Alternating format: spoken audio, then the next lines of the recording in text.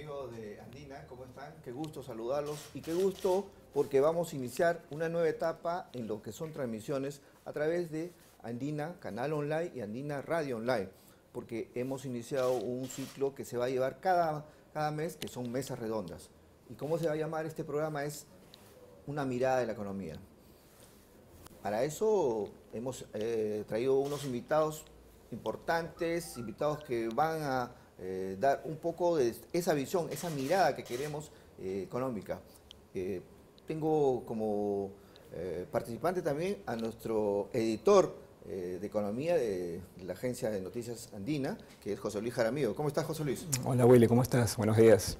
Bueno, vamos a abordar el tema económico en dos partes, si te parece. La primera, ¿cómo estamos llegando a ahora? ¿Cómo está la economía? Y a partir de eso ver algunos temas relacionados también con el marco macroeconómico que se ha publicado esta semana. Exactamente, sería interesante conocer las expectativas de los agentes económicos en general, ¿no? Gremios, congreso, analistas, ¿no? Bueno, pasamos a presentar nuestros invitados. Hoy tenemos al señor Percy Alcalá, que él es vicepresidente de la Comisión de Economía del Congreso de la República. Él está a nuestra derecha. El señor Mario Mongilardi, como ustedes lo conocen, él es el presidente de la Cámara de Comercio de Lima. Y a nuestra izquierda está el señor Marcel Ramírez, que él es jefe del Departamento de Estudios Económicos del Centro de Estudios Económicos y Investigación de ADEX. Buenos días, los saludo. Qué gusto de tenerlos aquí. Buenos días. José Luis, nos adentramos primero, ¿qué está pasando en la economía? Y le damos la palabra al señor Alcalá para que un poco nos dé una visión desde el Congreso de cómo ha evolucionado la economía en estos primeros 8 meses. Bueno, es prácticamente 13 meses que va de este gobierno. Lo que sí había mucha expectativa, digamos, por parte del pueblo peruano de que se iba a mejorar la economía. Pensábamos que el piloto automático se iba a dejar de funcionar, y teniendo en cuenta hoy en día que tenemos un presidente que es economista, un presidente del Consejo de Ministros que es economista, y también un ministro de Economía encargado ahorita, también economista de renombre. Pero lo que ha pasado en el país es que no hay movimiento ahorita del aparato económico del país. Prácticamente se está paralizado. Pienso que deben ser a dos factores, que la inversión pública como la inversión privada se han retraído enormemente, y yo creo que aquí juega un papel muy importante la retracción, digamos, de la inversión pública en los últimos 5 meses del año pasado. Yo creo que el ministro de Economía, Torne, en ese tiempo se equivocó, digamos, con esta fórmula, digamos, de manejar la economía, porque en vez de darle más agilidad y que haya una mayor inversión pública, no la hubo. Se retrajo, nada más hubieron, digamos, gastos corrientes y no hubieron gastos de inversión. Con eso conllevó a una paralización, y lo que va este año también pensamos que se iba a mejorar la economía. Nosotros aprobamos el año pasado primeramente la confianza al gabinete y al Consejo de Ministros, y posteriormente aprobamos también la ley de presupuestos. Si bien es cierto, nos pusimos varios candados en lo que era la ejecución del gasto, pero necesariamente era para que se reactive y haya una mejor calidad de inversión. Porque si tú miras los 3 estamentos, tanto del gobierno central, como es la parte también de los gobernadores regionales o gobiernos regionales y los gobiernos locales, digamos, no está funcionando, ¿no? El año pasado estuvieron muy por debajo de lo que se pensaba de la inversión que iba a haber, y este año también estamos peor. Mira, hoy en día, al día de ayer, el Ministerio de Agricultura, que es uno de los entes, siendo nosotros un país eminentemente agrícola, solamente ha gastado el 31.8%, digamos, de sus gastos. ¿Esto qué quiere decir? Que ya estamos en el mes 8, prácticamente entramos al mes 9, y siempre el mes de diciembre casi no hay gastos. O sea, si vemos de esa perspectiva, digamos, no vemos que va a haber, digamos, movimiento por parte de la inversión pública. Nos vamos a la inversión privada, pero también hoy en día ten en cuenta que la mayoría de los gastos corrientes de las empresas privadas es mayor, digamos, a lo que se está invirtiendo, y también, por ende, al haberse paralizado de repente los grandes proyectos que se estaban en camino, que siguen trabados en muchos casos, como es el del tren eléctrico 2, el mismo oleoducto del norte y del sur. Yo creo que eso va a conllevar a problemas mayores, ¿no? Sin embargo, hay algunos economistas que han dicho que el proyecto y las medidas que había impulsado al inicio del año el Ejecutivo estaban en buen camino, pero se dieron con dos factores, uno externos en realidad. el de Lavallato y el del fenómeno del niño costero. ¿Cuál es la visión en este caso del sector privado, señor Mogilar? Buenos días, Willy. Buenos días, Percy. Buenos días, Marcial. Buenos días, José Luis. Muy contento de estar en tu programa. Mira, desde la Cámara de Comercio de Lima, nosotros vemos con optimismo el futuro del Perú. Sabemos que este 2017 no ha sido un año sencillo, porque efectivamente han habido factores externos que nadie podía prever y que sucedieron. Sin embargo, son situaciones que tenemos que superar y que ya hay algunos indicadores que nos permiten ver el futuro con optimismo. Vemos, por ejemplo, internacionalmente una coyuntura favorable hacia el desarrollo de los precios de los minerales, de las materias primas en general. Creemos que eso va a tener una repercusión importante hacia fin de este año y hacia el año siguiente, y que va a traer como consecuencia un incremento de la tasa de crecimiento que hoy ya nosotros vemos con mayor optimismo. Hemos reajustado nuestras proyecciones de 2,3 a 2,6% de crecimiento para el año.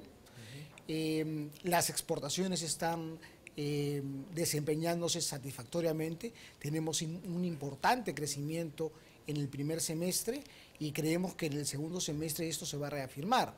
De modo que desde la Cámara de Comercio de Lima nosotros apostamos en que el Perú va a seguir haciendo el crecimiento.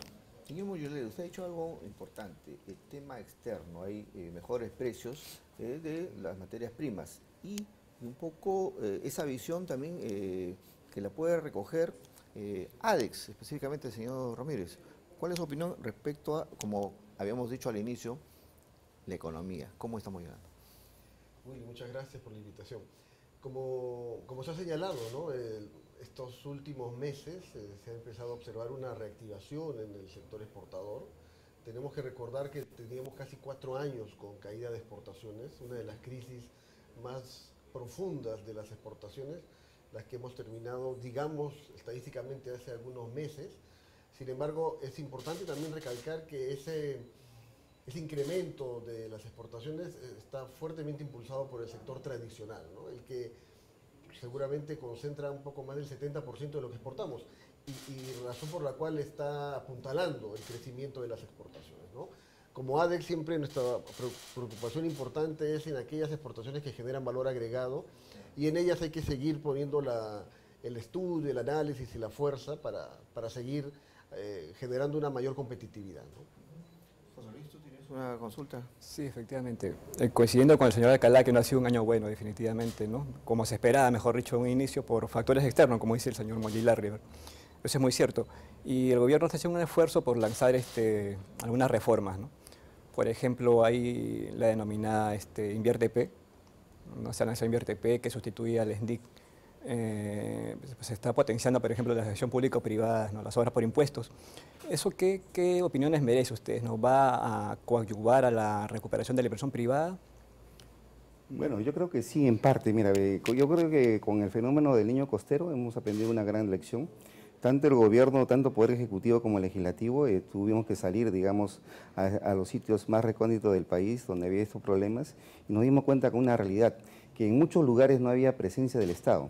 Pero sí el gobierno, hay que reconocerlo, tiene un programa muy bueno a través del Ministerio de Trabajo, que es Trabaja Perú, con lo cual inyectó, digamos, dinero, digamos, fresco directamente a las zonas, ¿no? Porque a través de su gobierno local se le dio en este caso 50.000 soles y se le pagaba un sueldo diario a las personas de 30 soles, lo cual yo creo que eso conllevó a mover la economía interna, digamos, de cada distrito y esto generar fuente de trabajo, porque era lo que no había. Estuvimos en muchas partes donde el 30% era la agricultura, que estuvo mal, 30% mototaxista, que también estuvo mal, y en el caso de la costa, 30% que se dedican a la pesca artesanal, que también estuvieron mal, no había ingresos.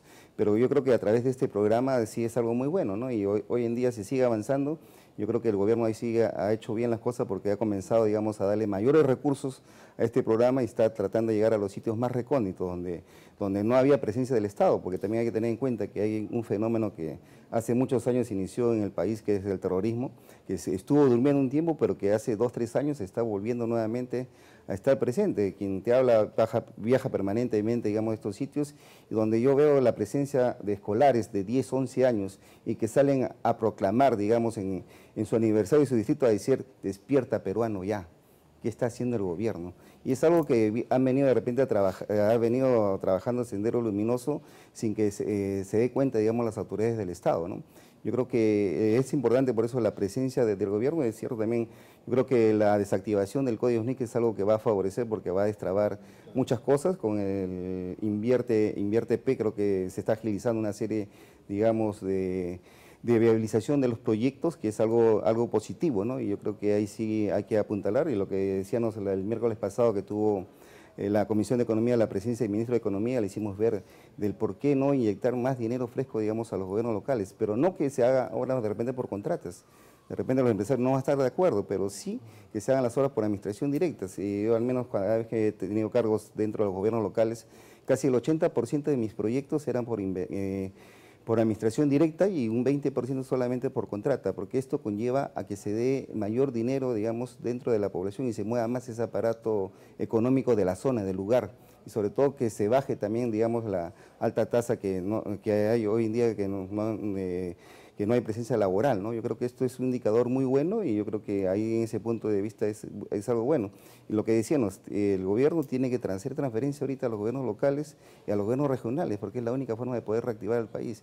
Mira, si tú miras las estadísticas de la ejecución de gastos de los ministerios, el Ministerio de la Producción al día de ayer está en 36%, el Ministerio de Ambiental está al 37%, el Ministerio de Vivienda está en 42%, ¿no? Y lo que yo digo, si es bien cierto, el gobierno dijo vamos a darle prioridad a la ejecución de los proyectos del agua. Pero ahorita hay más de 3.000 millones que están paralizados.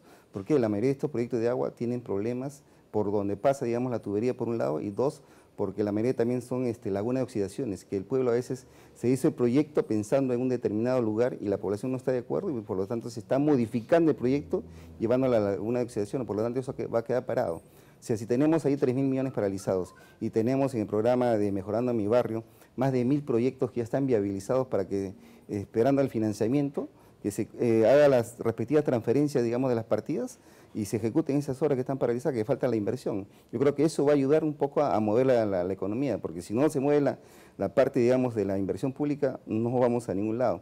Y otro punto importante también es la minería. La minería representa hoy en día el 11% del ingreso del PBI nacional, el 60% de nuestras exportaciones, pero desgraciadamente pues no hay, digamos, mucho apoyo hoy en día en la minería.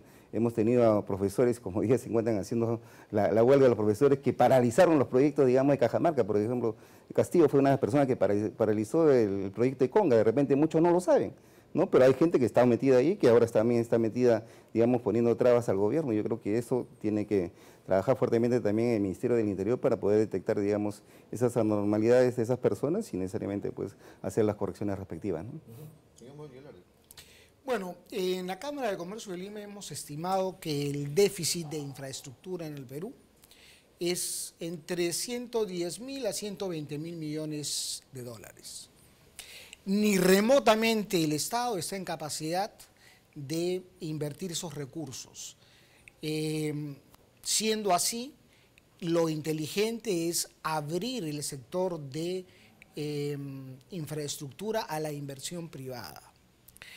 Y en ese sentido nosotros vemos que las asociaciones público-privadas es un mecanismo eficaz que ha demostrado en otros países ser eficiente, y por lo tanto nosotros quisiéramos ver mayor dinamismo en este sector. Entendemos que el gobierno ya hizo algunas modificaciones en proinversión, destinando la parte de promoción de proyectos de inversión a PROMPERÚ y ellos concentrándose en las asociaciones público-privadas. Creo que tenemos décadas de experiencia que nos demuestran que el Estado no es un buen administrador, no es un buen gestor. consecuentemente hay que aprovechar las capacidades que existen en el sector privado para hacer estas inversiones de infraestructura que el Perú necesita para ganar competitividad. Elemento que hemos perdido sostenidamente en los últimos años y que se ha visto reflejada en el que Perú sea desplazado de importantes mercados. Señor Ramírez, haciendo una acotación, ¿podemos de repente, si algún tema a ustedes le parece que se debería acotar, no hay ningún problema, podemos entrar porque no es una cuestión rígida, ¿no?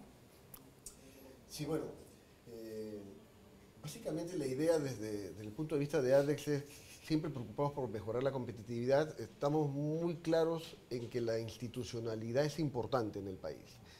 Y institucionalidad implica mejorar las formas de hacer las cosas. Entonces, cualquier aspecto de rediseño, como un InviérteP o promover las asociaciones público-privadas, mejorar, no sé, obras por impuestos o esquemas similares, que apunten a establecer o solidificar una institucionalidad en el país y hacer los procedimientos más ágiles y eficientes, nosotros siempre vamos a estar de acuerdo. Lo más importante es que después de un tiempo haya una evaluación del impacto de estas medidas, ¿no? Una de las debilidades que tiene nuestra institucionalidad, siempre hablando de darle institucionalidad al país, es el no evaluar las políticas públicas después de un tiempo de implementadas, como para hacer los ajustes o los afinamientos oportunamente, ¿no? Para seguir asegurando el logro de los objetivos para los cuales se han diseñado. Hay un tema importante que ha sucedido la semana pasada, y es que al margen del marco macroeconómico que se ha publicado con buenas expectativas, como lo que mencionaron ustedes acerca del mercado externo, y de repente algunos temas de recuperación, y el señor Alcalá también ha mencionado algunas deficiencias que hay, es que a nivel internacional nos están viendo con una mirada optimista. El Moody's ha mantenido la calificación la semana pasada de Perú y lo ha tenido en perspectiva positiva, la ha mantenido. Entonces, esto sumado a lo que dijo el Banco Mundial, que se está llevando un buen programa, un buen sistema en el tema de fiscal y en el tema de medidas. Pero, ¿qué es lo que estaría faltando específicamente? Porque mucha gente piensa que todavía ese crecimiento no está llegando y de repente este año se debería haber crecido un poco más, pero hay unas proyecciones que están entre 2.5 y 2.8, señor Calá. Sí, mira, lo que tú dices es bastante cierto. Mira, ten en cuenta que nosotros hemos cambiado 3 veces el marco del déficit fiscal. Se comenzó con una pequeña cifra, después se tuvo que cambiar por el fenómeno del niño costero y hoy en día nuevamente, pensando en las proyecciones, nos dicen que es lo del abajato, pero yo no creo que sea mucho lo del abajato, la incidencia, digamos, en lo que es el déficit fiscal, ¿no? Pero también hay que tener en cuenta que hoy en día el gobierno peruano está recorriendo bastante a los bonos. Se ha negociado una cantidad bastante fuerte de bonos a comparación de otros gobiernos. La deuda pública sigue subiendo, si bien es cierto, se habla que solamente debe ser el 30% del PBI, pero hoy día estamos en el 33.6% y lo dijo también el Contralor la semana pasada en la Comisión de Presupuestos, que está en un orden del 42%, y cuando hacemos la pregunta nos dijeron, no, es que se consideran también los intereses. O sea que te digo, de ahí estamos prácticamente mal. Lo que hay que hacer es que también lo que falta a este gobierno son las personas idóneas. No hay los cuadros necesarios que se dicen, ¿no? Porque de repente hay la intención, digamos, de los ministros de hacer bien las cosas y de agilizar, digamos, la inversión pública, pero no hay los actores. Tú ten en cuenta hoy en día también que aquí juega un papel muy importante. Un alcalde gana un promedio de 2.500 soles. Tiene que contratar un gerente municipal, que es el encargado de ver toda la parte, digamos, administrativa, con un promedio de 1.500 soles. ¿Qué profesional se va a ir a provincia a vivir con ese sueldo? Es prácticamente imposible. ¿Qué es lo que se hace? Se improvisa, digamos, en algunas personas que no hacen bien las cosas. Si tú analizas, el gobierno ha hecho transferencias a través del decreto de urgencia 02 y 04 a los gobiernos locales y gobiernos regionales y tampoco están gastando el dinero, lo tienen ahí. Estamos a 4 meses, el día de ayer justamente estuvimos viendo esto, todo lo que es el caso de mi región de Lima Provincias y hablando con el gobernador regional, ¿por qué no se invierte el dinero? Hay mucho dinero que todavía no se está invirtiendo, están ahí porque me falta capacidad operativa. Igual sucede con los alcaldes de los gobiernos locales, que ellos me dicen, no tengo los cuadros, tengo que estar contratando a gente para que haga la comisión respectiva para poder hacer las adjudicaciones. Y esa es la demora de por qué han pasado 6 meses y hasta el momento no hago las convocatorias. Estamos prácticamente en nada, ¿no? Y tengan en cuenta que ya se va a acabar este año. Yo creo que lo que hay que recurrir es cierto, lo que dice aquí nuestro presidente de la Cámara de Comercio, a las APP.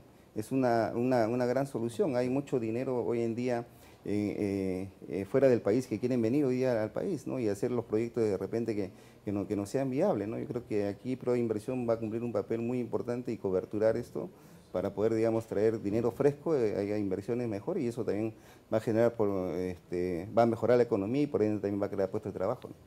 Señor Calay, le propongo una pausa para abordar también lo que usted ha dicho sobre estas deficiencias, este gasto que no se realiza, pero también para preguntar cuáles son las iniciativas de ley que se están dando de repente en el mismo Congreso para que dinamizar estas, para cambiar de repente esta infraestructura, este sistema, ¿no? Y dar soluciones concretas. Para darle paso más en la siguiente secuencia, ¿no? A los dos otros invitados, al señor Mogilardi y al señor Ramírez. Amigos, volvemos en breves instantes.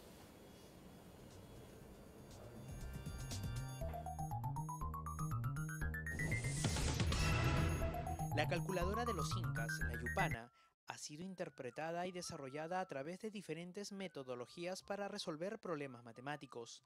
Sin embargo, nace una nueva propuesta, el Tahuapugay, que permite realizar las operaciones básicas de matemáticas sin pensar en números. Y lo que nosotros proponemos es que se tiene que respetar la posición de la yupana como fue encontrada en el dibujo de Guamampoma de Ayala, las características que se encontraron en ella, de mantenerla de manera intacta, incluso la forma como fue pintada, las numeraciones del 1, 2, 3 y 5. Y la diferencia principal es que esta se trata de una matemática no basada en fórmulas, sino basada en formas y movimientos. Aprender esta metodología es sencilla. Incluso en un par de horas uno podría estar resolviendo problemas de sumas. Entonces tendríamos unidades, decenas, centenas, unidad de millar, decena de millar, y podemos aumentar la cantidad de guachus o filas que necesitemos. Solamente debemos de contar los puntitos que están detrás donde yo ponga una semilla. Se lee toda la fila. Está activo el 3 y el 1, entonces es el 4, el 5, el 6. Bien, resolvamos entonces la siguiente sumatoria. Simplemente vamos a comenzar a jugar reconociendo formas. ¿Okay? Por ejemplo, yo reconozco formas aquí y voy cambiándolas. Y ya tenemos el resultado. El resultado sería 15.403. 11 más 4, 15. 15.403 es correcto. Esta metodología no trata de imponer la resolución de problemas matemáticos de la manera tradicional, sino más bien de reforzarla. Lo que contribuye a la matemática Tahuapugay es precisamente darte cuenta que cada yupanqui, o sea, cada operador matemático, puede tener su propia estrategia, y eso crea una gama de creatividad maravillosa. Según la investigación de David Pren, los resultados han sido positivos y lo recomienda para todas las edades, incluso para invidentes o personas con discalculia. Hace 2 semanas estuvimos con una amiga muy querida, Esperanza. Ella es profesora de personas con discapacidad visual y ella pudo experimentar. Ella también es una persona invidente y pudo hacer la experimentación y fue increíble la forma como realizó. O sea, me sorprendió porque lo hizo mucho más rápido que muchas personas en las clases que continuamente nosotros dictamos. La ciencia inca no deja de sorprendernos, porque incluso para realizar los cálculos con esta metodología no es necesario conocer la tabla de multiplicar. A modo de juego, uno puede resolver las operaciones matemáticas quebrando así ese paradigma sobre la rigidez de las matemáticas. Mira, jugar. Y eso es todo. ¿Ok?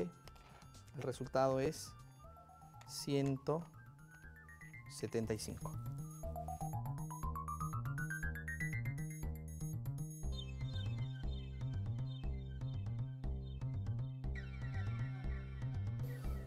Amigos de Andina Radio Online y Andina Canal Online, porque estamos en simultáneo, volvemos en nuestra mesa redonda, ¿no? Una mirada de la economía. Y bueno, como les dije al inicio, tenemos 3 invitados.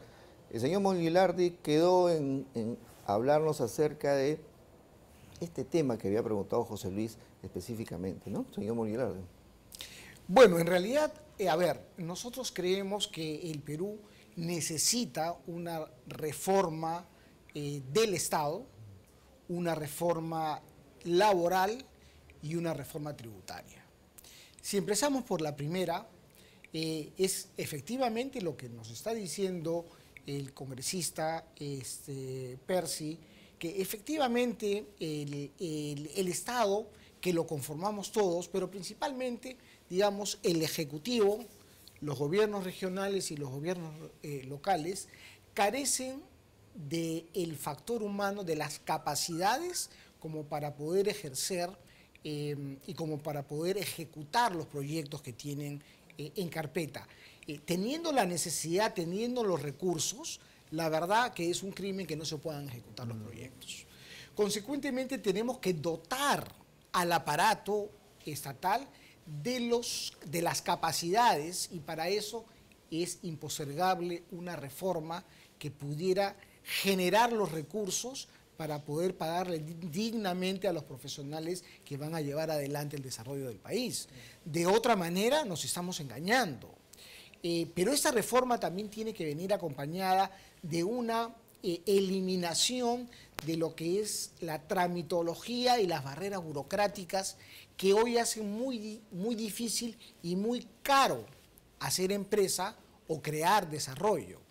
De modo que las reformas del Estado son indispensables y son impostergables. Claro.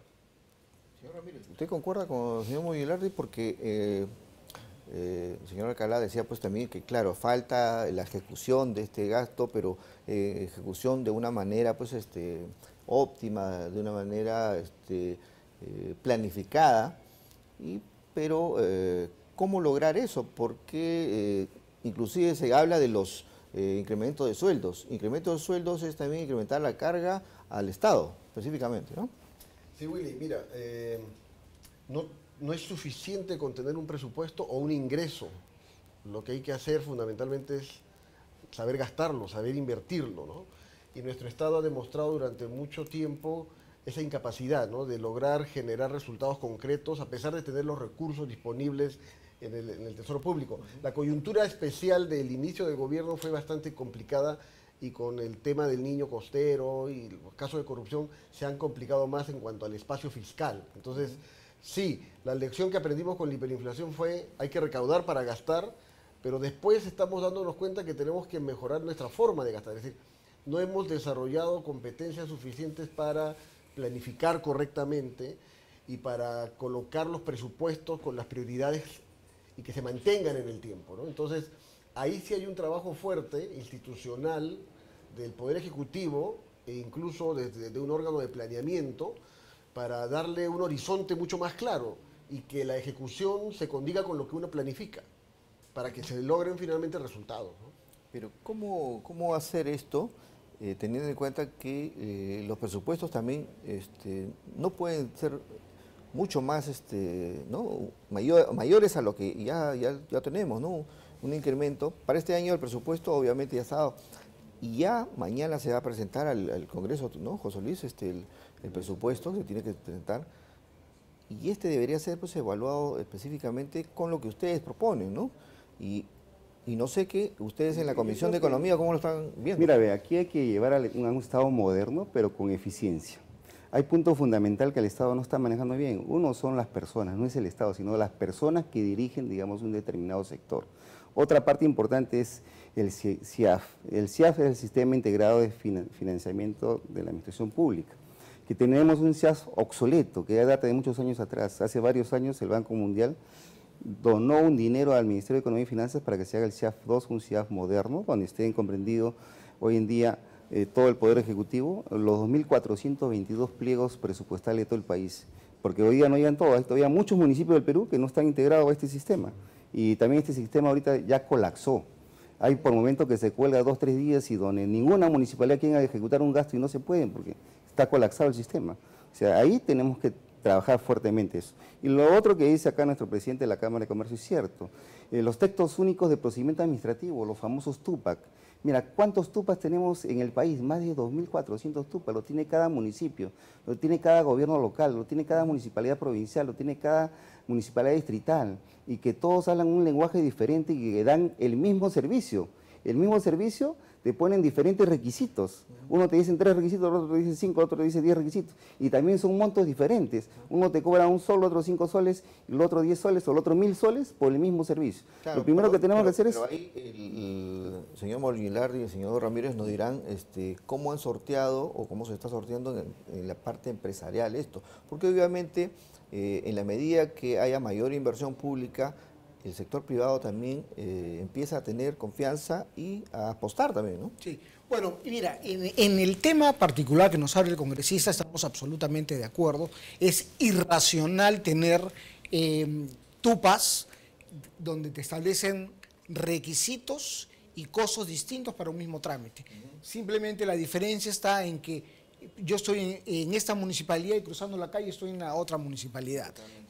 De eso tiene que desaparecer y eso tiene que ser el fruto de una reforma del Estado. Ahora, efectivamente recursos tenemos, claro, no tenemos recursos ilimitados. Lo que sucede es qué calidad de gasto es la que tenemos y ahí la verdad que esta deja mucho que desear. Y es un tema de capacidad gerencial dentro de la estructura del Estado, de modo que es indispensable que sigamos adelante en una reforma que sea realmente integral, porque de otra manera nos vamos a asfixiar. Se han hecho algunos esfuerzos y ciertamente hay cosas que destacar, como por ejemplo el hecho que una resolución del Tribunal de Indecopi que determina que un requisito es una barrera burocrática en cualquier trámite, es de aplicación universal y no solamente para aquel que lo haya pedido, como antes sucedía. O sea, antes estábamos en una situación absurda que si yo me quejaba ante Indecopi por un trámite y me daban la razón, el congresista tenía que seguir cumpliéndolo. Claro. No tenía ningún sentido. Se ha dado un paso positivo, pero es insuficiente todavía. Tenemos que remover toda una serie de criterios y de regulaciones que lo que hacen es simplemente hacer más difícil que el peruano pueda invertir en su país. Ahí la misma consulta, pero específicamente, ¿qué propuestas tienen ustedes en el lado empresarial, pero en el lado también de ADES, que obviamente se caracteriza por tener propuestas no solo de comercio exterior, sino de un tema de fondo que es economía, ¿no? Sí. Fundamentalmente, así como la calidad de gasto es tan importante, nosotros hemos ido haciéndole seguimiento a la situación fiscal del país desde el último año y años atrás. Sabemos que tenemos una debilidad estructural fuerte en lo que supone la capacidad de generar ingresos, especialmente aquellos que se llaman ingresos fiscales permanentes. La presión tributaria en este momento es tal vez la que tuvimos hace un poco más de 10 años, menos del 14% del PBI. Por lo tanto, nuestro país tiene enormes brechas, brecha de infraestructura que es muy significativa, brecha de bienestar también que es muy grande, y de todas maneras necesitamos más recursos, así como mejorar su calidad de la ejecución del gasto, más recursos. Y sin embargo hemos debilitado la capacidad de generar ingresos en los últimos años, y este es un elemento que tarde o temprano, y creo que ya en estos años lo vamos a observar, está siendo una restricción verdadera para no solamente reactivar y crecer, sino también para lograr el desarrollo, ¿no? Es decir, la meta de deuda PBI, que no debe pasar el 30%, según el marco macroeconómico, puede que lleguemos incluso a rozar el 28-29%. Pero si algunas condiciones no se dieran, que los precios de las materias primas no subieran tanto, o si hubieran algunas circunstancias en la economía internacional que nos pudieran afectar, podríamos estar superando ese límite. Entonces, hay varias restricciones fiscales que deben trabajarse desde ahora, especialmente porque el mismo marco ya las está advirtiendo como algo que en un escenario un poco cambiado podría no alcanzarse las metas y romperse un poco el equilibrio que hemos tenido durante tantos años. Quería retomar, Willy, el tema planteado por el señor Molinarri, ¿no? Respecto a las reformas, específicamente las laborales, el señor congresista. El gobierno planteó un nuevo proyecto de ley para dinamizar el empleo juvenil. El 28 de julio lo dejó en el Congreso. Queremos saber qué perspectivas hay de debatirse, el discutirse dicho proyecto, ¿no? Para poder dinamizar justamente la baja empleabilidad que hay actualmente, ¿no? Bueno, ese proyecto de ley lo presentaron también el año pasado, claro, en el mes o la legislatura anterior, casi a finalizar el mes de junio. Se quedó en el tapete, como se dice, porque hubo el intento de hacerlo, pero el Frente Amplio, a través de sus congresistas, comenzaron a oponerse y nosotros dijimos vamos a estudiarlo con mayor detenimiento, ¿no? Hoy en día ya lo hemos estudiado, también ha sufrido cambios la composición de la Comisión de Economía. Ahora ya no está Mercedes Arauz como presidente, ahora está Carlos Brus como presidente. Bueno, como vicepresidente continúo y como secretario también continúa Víctor Andrés García Belaunde, ¿no? Y casi la mayoría de las agrupaciones políticas no ha habido muchos cambios, digamos, en cuanto a su composición. Conocemos bien la problemática, hay la intención de verlo de aquí a 2 sesiones. Esta semana estamos en semana de representación, no hay comisiones. La siguiente se está dando prioridad a 2 proyectos de ley de Poder Ejecutivo que nos han dejado, uno sobre el mercado de valores para ver la composición del accionariado y también cómo atraer, digamos, nuevas inversiones al país, ¿no? Y esto sí lo vamos a ver dentro de 2 semanas. Yo creo que es algo muy bueno porque sí se va a dar, digamos, los fondos necesarios al empresario para que pueda, digamos, calificar, digamos, a personas de estado, pues, juvenil, para que, digamos, les sirva esto de experiencia.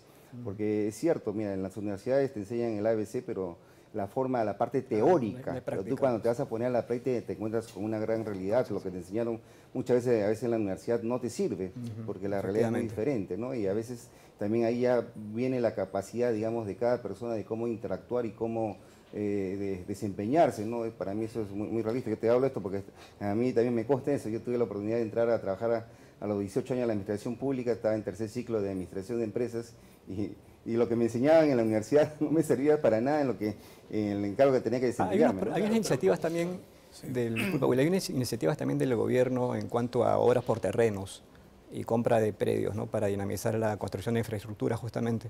¿Eso cómo va, congresista? Sí, ¿Qué posibilidades de que se debatan? También está para este miércoles que viene, ¿no? En la Comisión de Economía. Yo creo que es con la finalidad de destrabar, digamos, una serie de inversiones que hay, porque muchas veces cuando la población se entera que pasa por ahí un proyecto, si hoy día te vendían a 100 soles el metro cuadrado, al otro día te lo venden a $1000. Por lo tanto, eso conlleva que de repente también se modifique, digamos, el expediente técnico, porque ya tú has hecho una proyección de un costo de ese momento, ¿no? Pero cuando la gente no sabía que por ahí iba a pasar la carretera, pero se enteraron y al otro día el costo subió enormemente, ¿no? A mí me parece importante este tema de promover o dinamizar el mercado laboral juvenil. ¿Cómo lo han tomado el sector privado esta iniciativa? Porque, por ejemplo, si uno fuera empresario y me dicen que van a financiar el tema social, ¿no? Los costos, bueno, esto me incentivaría de repente a tomar más personal y bueno, y a los 3 años, obviamente, esa persona está capacitada, ya pasó por una empresa y podría ya con esa experiencia ir a otra entidad, ¿no? Sí, mira, Willy, para la Cámara de Comercio de Lima es impostergable una reforma laboral por 2 razones fundamentales. La primera es que la informalidad laboral en el país supera el 70%. Eso quiere decir aproximadamente que 3 de cada 4 trabajadores en el Perú trabajan en el sector informal. Eso quiere decir también que no gozan de ningún beneficio social, no gozan vacaciones, CTS, gratificaciones, no gozan de seguridad social y probablemente ni siquiera lleguen a ganar el salario mínimo. Y esto se viene produciendo en las últimas décadas. Consecuentemente, el raciocinio es, algo tenemos que haber hecho mal para tener este resultado. Si seguimos haciendo lo mismo, vamos a tener el mismo resultado. O sea, es lógico que pensemos en modificar este marco laboral, porque de otra manera no vamos a poder incorporar a este más del 70% de los trabajadores que hoy están en el sector informal a la formalidad. Eso por un lado. La otra razón que sustenta una reforma laboral es que gracias a los sobrecostos producto de excesivos beneficios que han recibido una ínfima parte de los trabajadores, que si no me equivoco llega al 24 o 25%, hacen que nuestro costo laboral sea sumamente alto en comparación a otros países, con lo cual perdemos competitividad.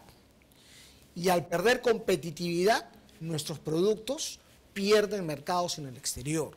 Entonces, desde nuestra posición, nuestra visión es aquel trabajador que ya goza de los beneficios, que no son más de 25%, ya se los ganó, nadie se los va a retirar. Pero ¿qué hacemos? ¿Cuál es nuestra responsabilidad como dirigentes? En poder incorporar a este más del 70% de trabajadores a la formalidad y que ganen, que obtengan algún beneficio. Ya nos han dado cuenta que simplemente con una decisión tributaria no es suficiente. Necesita ser acompañado para obtener formalidad de otras medidas. Y una de esas medidas es la flexibilización del mercado laboral. Por ejemplo, se ha anunciado un régimen que va a permitir el trabajo a tiempo parcial. Sí. ¡Qué gran cosa! Porque los negocios no son estables, digamos, durante todo el día. Claro. Hay picos donde yo probablemente necesite lunes, miércoles y viernes un trabajador 2 horas al día, no necesito más. Y probablemente el día domingo que tengo mayor demanda, ese trabajador estará 8 horas conmigo.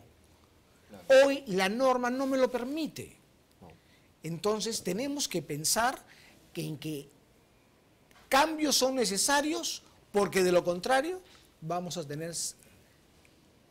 a continuar con este alto índice de informalidad laboral que, en mi opinión y en la opinión de la Cámara de Comercio de Lima, es contrario al desarrollo nacional y es inaceptable para este universo de trabajadores que hoy, la verdad, son víctimas de un sistema.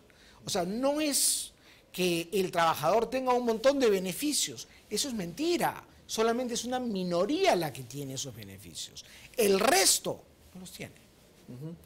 Y el ministro Grados anunció que en las próximas semanas ya se va a dar esa iniciativa, ¿no?, de trabajo parcial.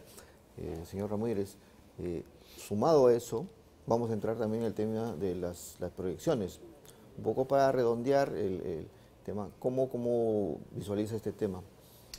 Sí, bueno, el Perú va a entrar, de acuerdo a lo que el marco macroeconómico señala, en un periodo de reactivación, ¿no? Vamos a hacer algo así como un proceso de rebote. Luego de que la inversión pública ha caído y sigue cayendo, y la privada también, las expectativas de confianza de los empresarios todavía algo estables, pero en un rango así como de positivo, se espera, en base a la reactivación, a la mejora de los precios de los productos que exportamos, que al menos los números de crecimiento del PBI empiecen a mostrar cifras un poco más alentadoras, ¿no? Lo que desde ADEX nosotros queremos apreciar es la composición de ese crecimiento. Claro, nosotros nos preocupamos seguramente por el sector exportador, pero igual como lo mencioné hace un momento, es importante ver cómo está compuesto ese sector exportador, que es muy diverso. ¿Por qué? Porque la diversidad del sector exportador y productivo en general impacta de manera distinta en la economía y en el logro del bienestar. Entonces, hay diferentes formas de crecer. Entonces, el enfoque en este momento de las exportaciones de materia prima, que siempre nos han sacado de apuros, en este caso otra vez van a sacarnos de apuros, pero la gran interrogante es: ¿y después qué puede suceder? Porque la búsqueda de mayor competitividad no es una moda, es realmente algo que le va a dar sostenibilidad al crecimiento del país. Y vamos a dejar incluso, o debemos dejar incluso, de hablar de crecer para hablar de desarrollarnos. Nosotros hasta el momento solo estamos buscando cómo salir de algunos baches que encontramos en el camino, pero todavía no tenemos una visión clara de cuál es el futuro de aquí a 10, 15, 20, 30 años.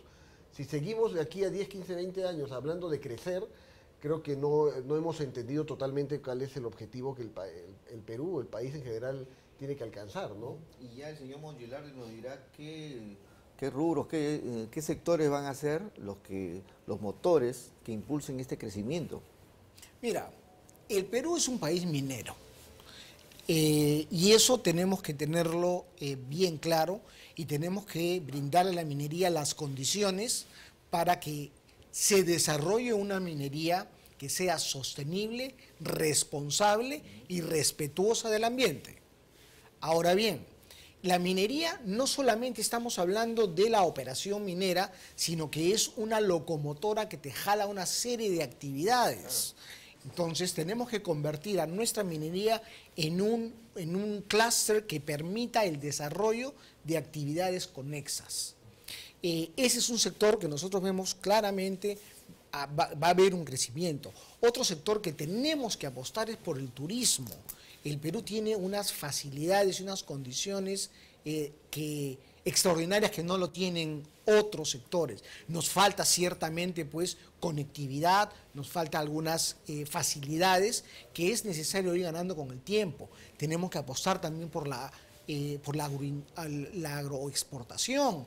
O sea, hay sectores ahí muy interesantes que es necesario poder apoyar y desarrollar. Perfecto, señor José Luis, tú tienes tienes una consultita, por favor, al congresista Alcalá.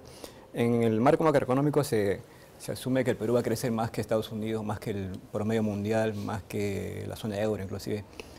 Pero desde el punto de vista de ustedes, los congresistas, en particular el Partido Fujimorista, ¿cuál podría ser el aporte de ustedes al presupuesto, ¿no? ¿Qué les está faltando? ¿Con qué cifras no concuerdan de repente, ¿no?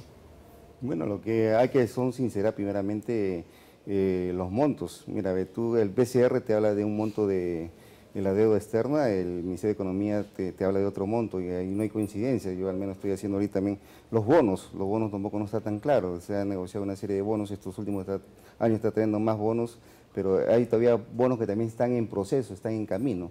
Nosotros vemos desde la perspectiva que vamos a crecer entre 2.5 y 2.8 del PBI, ¿no? En este año, ¿no? Esperamos que eso sea algo muy bueno, va a ser una de las mejores cifras de repente a nivel de país, pero aquí yo creo que juega un papel muy importante lo que es la minería, lo que dice nuestro presidente es cierto, pero ¿qué es lo que sucede en el país? Y se lo dijimos a la ministra de Energías y Minas la semana pasada en la Comisión de Energía y Minas, que desgraciadamente la legislación peruana hoy en día se orienta solamente a una minería de socavón, cuando nosotros tenemos también una minería aluvional, que es la que hay en el Amazonas, hay en el Cusco, hay en Madre de Dios principalmente. Si esto se regulariza, mira, hoy en día toda esa minería, todo ese oro que se capta en Madre de Dios, se está yendo a Bolivia. Bolivia ha subido casi 4% de su PBI.